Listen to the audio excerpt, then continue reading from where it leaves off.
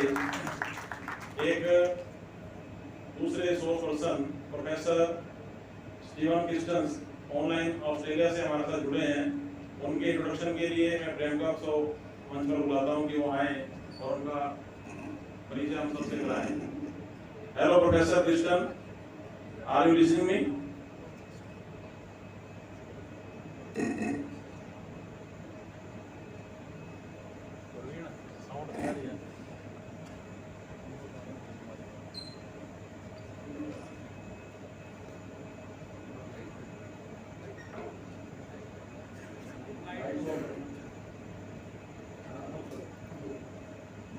Hello sir, how are you? Hello, can you hear me well? Yes sir.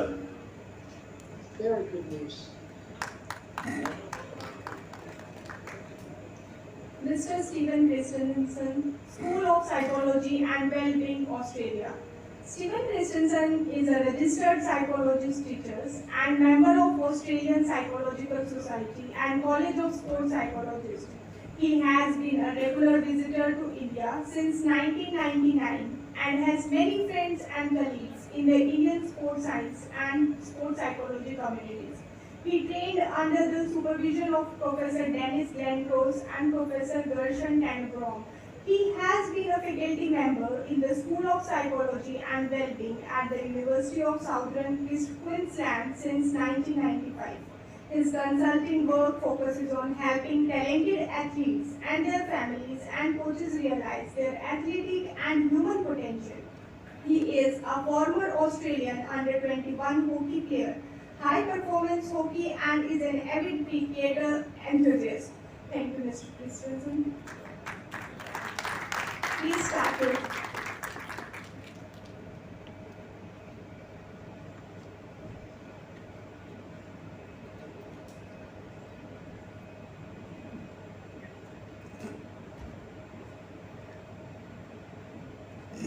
Sir, please start. Thank you very much. Let me go to the title slide. Can I begin by acknowledging the Vice Chancellor, distinguished guests, keynote speakers, senior leaders from the Cambridge, Rangier Senior University Conference attendees, ladies and gentlemen. This presentation contributes to the theme of the conference by identifying two key features in technological leadership that may be overlooked because our eyes are attracted to the shiny technology or to the great achievements that technological leadership is able to accomplish. I'd like to illustrate how two overlooked key features can contribute to technological leadership and online entrepreneurship using a sports psychology example. Now, for the rest of the presentation, I'll refer to technological leadership using the acronym TL. Now, my presentation reinforces the opportunities afforded by embracing technologies in teaching and learning, but it reinforces the central place of physical education and sports science in developing active and healthy citizens. Before I move to the next slide, I give permission for you, the audience, to record me using your smartphones or other devices. But I only give the conference organisers permission to share any of this presentation online. We can identify three factors that establish TL. The first factor is technologies and the equipment used. But from the leadership side of this term, the second factor is the policy and the procedures used to lead organisations. But again, from the leadership side, the third factor is the principles and the values that leaders use to lead people. And I want to focus on this third factor. Whereas technologies can change And whereas university or school policies and procedures can change, the principles and the values of a leader, those that they use to lead people, can remain constant over time. I want to talk about this constant TL factor using my experiences teaching and training sports psychologists, so to describe it and also to illustrate the impact that it can have on technological leadership and online entrepreneurship.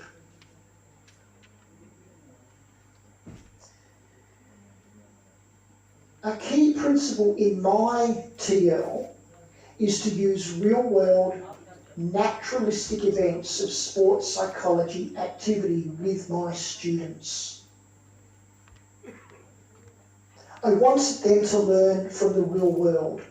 I want them to learn from the most experienced and best practitioners in our field. For instance, I've used a YouTube recording of a consultation between an American sports psychologist, Bert Geigers, and a client called Megan. Here is the URL that you're welcome to photograph and perhaps look at another time if you're interested. I'm interested in how Bert clarifies the nervousness that Megan feels about returning to competitive racing after a serious back injury. Megan is a cross-country runner, and what's interesting is Bert pursues a response from her in a very peculiar manner.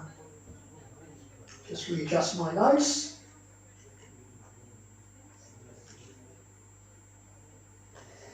Now, what follows in the next 6 slides is a transcript of part of this conversation.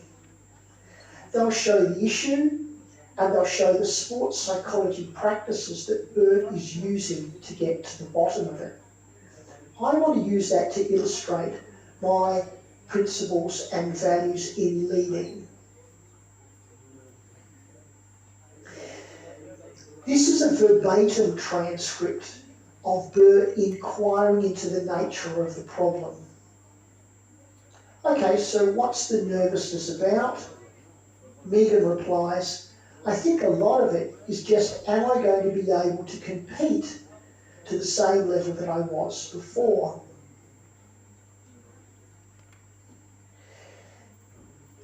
This is also a verbatim transcript, and it shows the 3 questions that Bert uses to pursue or to flesh out a little bit more about this problem that Megan has been talking about. Now, for the sports psychologist in the audience, this looks very direct. It almost looks an impolite way for a sports psychologist to talk to an athlete. If you have got your microphones on, please remember to mute. The first question, do you have a requirement of yourself that in this very first race you get back to that level? Shortly after, Bert asks, you don't think it's a demand inside of yourself that you better do well, otherwise trouble? And then he goes on to a third, even more direct question. What's the thought that you have in mind if you don't do as well this time as you did before your injury? Now, from the technology side of technological leadership, my students use a more advanced transcription of the video, looking very closely at how Bert actually says this. Now, this is part of these detailed transcriptions. We get to see the intonation or the quietness of voice, the pauses, the stutters that people are using when they're actually talking to one another. We're not interested in so much what he says, but more particularly how he says these things to Megan. What I'd like to do here is just to show this is how he inquired. the recording actually showed, okay, what's the nervousness all about? And we see how Megan responds. But my focus today, and my focus with my students, would be on the 3 follow-up questions, how they're actually mentioned. Now here's the first. Do you have a requirement of yourself that in this very first race, you get back to that level? Megan says, I guess not a requirement, but I guess a hope. And Bert says, oh, hope's good, hope's good. Now this is the second question that he uses to pursue more information about her nervousness.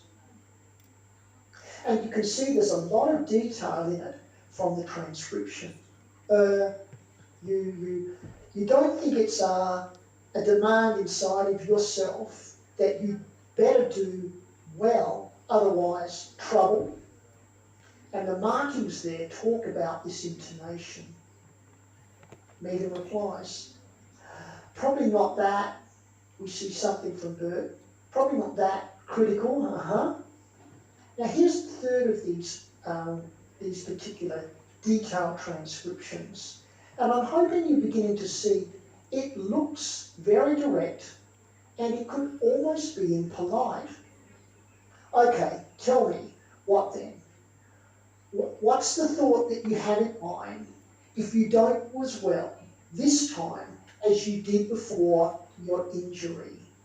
And we see the reply from Megan. Now, a key feature of using this is to get as close as possible to being part of that conversation for my students. Now let's move to the next bit. A key value shaping my TL is then asking my students to analyse whether it's appropriate to talk this way to an Australian athlete. That is, to use what they've learned from looking at a particular practice by an eminent, experienced sports psychologist, such as in the Bert and Megan video, and to see if it's appropriate to use in this country, in this context, in an Australian sporting situation.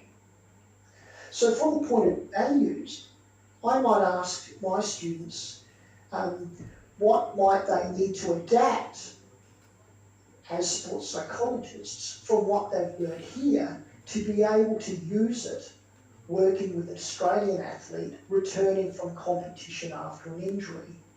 And with my teaching and my technological leadership, we would then discuss how the American way would be more suited to an Australian context.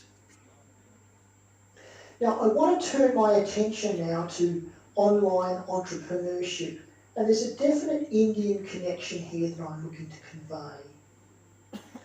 Now, I might ask my students, okay, well, what would you need to adapt to apply this sports psychology practice, pursuing a response, if you were working with an Indian athlete in India, say by using social media or online technologies to connect with that athlete and do the sports psychology work?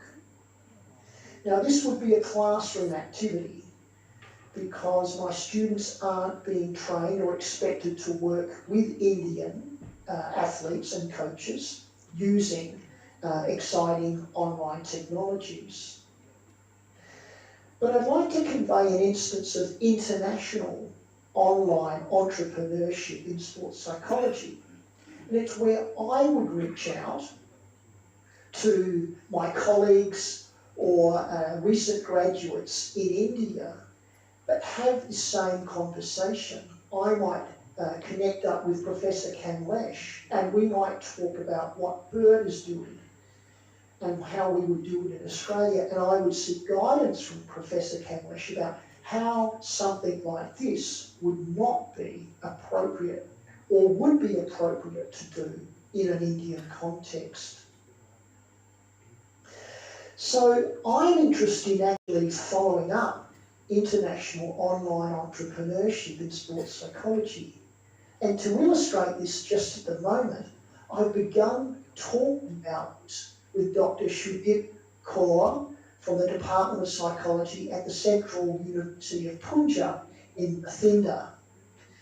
And we begin talking on how we might be able to work together so that her graduates might be able to be skilled to work with Australian athletes using technologies, and perhaps myself, or in the future, my Australian psychologists, not athletes, might be able to work in an Indian context. But for the moment, we're just discovering how we might make those connections in partnership with one another.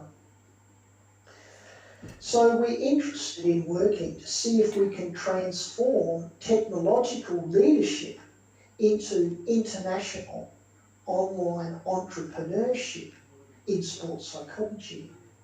We're beginning the project, but as you can see from how I've spoken about it, it begins with taking something that works somewhere and making the adaptations to make it fit appropriately in a sporting context somewhere else.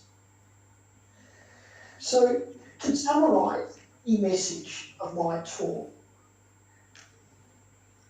as I draw this presentation to a close, my technological leadership involves technologies like YouTube and specialist transcription approaches. It also involves following my university and my school's teaching and learning policies and procedures. But it also involves principles and values. The principles and values I use as a leader in my area of influence to be able to not just deal with the technology or the organisation, but to be able to provide leadership at the level of people. Thus, for me, technological leadership involves students learning the best practice from the best practitioners and then analysing what might be appropriate to use in an Australian context.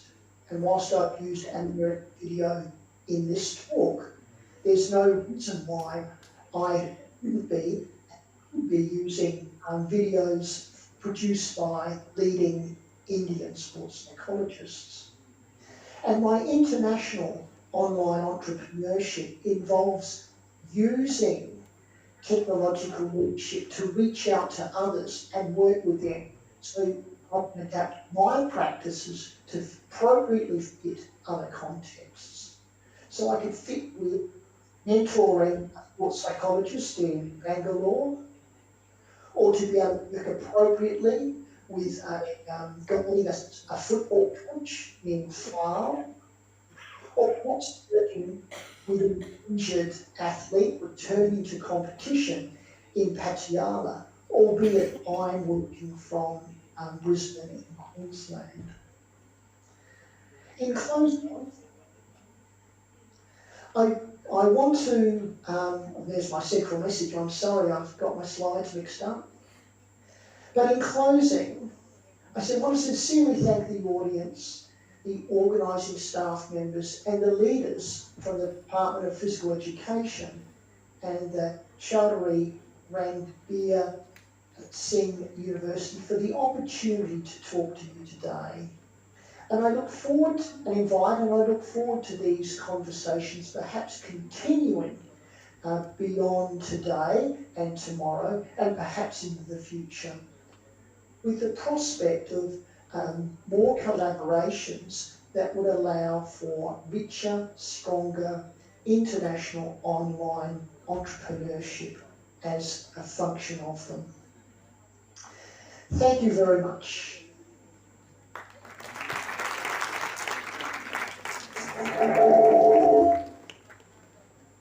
Thank you, Professor Stephen Christensen, for sharing your knowledge with us.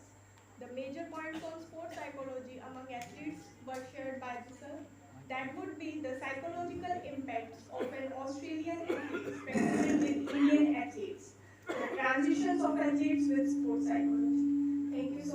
for connecting with us.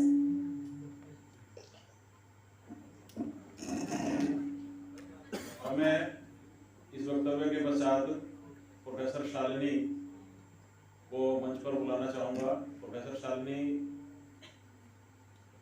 Psychology department में professor हैं MD university Rohtak में, और हरियाणा में जो जेलों में कैदी बंद हैं उन पर भी मनोवैज्ञानिक तरीके से उन पर मैडम के द्वारा काफ़ी काम किया जाता है।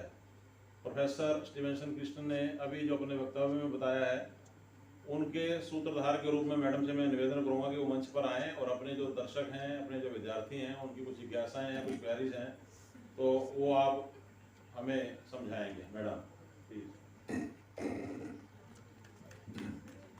Good afternoon, Steven.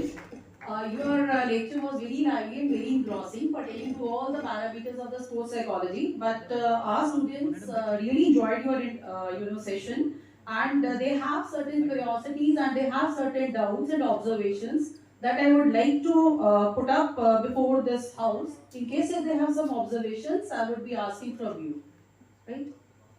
सभी स्टूडेंट्स ने सर का जो लेक्चर है you have really enjoyed. He had talked about the various parameters of sports psychology, and in that context he had talked about that how the technological leadership can be a joint venture with the online entrepreneurship. My dear students and my dear audience, आपके कुछ observations होंगे. If you have any doubts, kindly just let me know so that we can answer your queries. Anybody? अगर आप नहीं बोलते, it means that everything has been so explicit and so clear that you are no doubt having any doubts. Not at all you are having any doubts. इसका तो सब कुछ समझ आ गया आपको. I think it was very clear. Okay, Steven, actually the entire house is very satisfied, and they have realized that we need to work upon the joint venture in relation to technological leadership along with the online entrepreneurship. And as you have stated that we need to develop some programs and interventions at the school level only, and so that we can introduce such type of programs in our curriculum, so that we can jointly work with the people across the cultures also. We can plan for some projects also along with you, along with the people across the globe, so that sports psychology turns out to be more into vogue. And another point which you have really focused is that we need to create one-to-one connect. When I was going through your credentials, I was seeing that you are working on the discursive psychology also. And in the discursive psychology, you had mentioned that through the theme, through the text, through the talk, you try to connect to the athletes or any coach or any sports person who has got any kind of hesitations or inhibitions, or any sports psychology who is wanting to compete for some events, and ultimately at last he gets injured. You are the one who is creating positive psychological capital in that particular person. So we can jointly work together, and we need to remove the malpractices.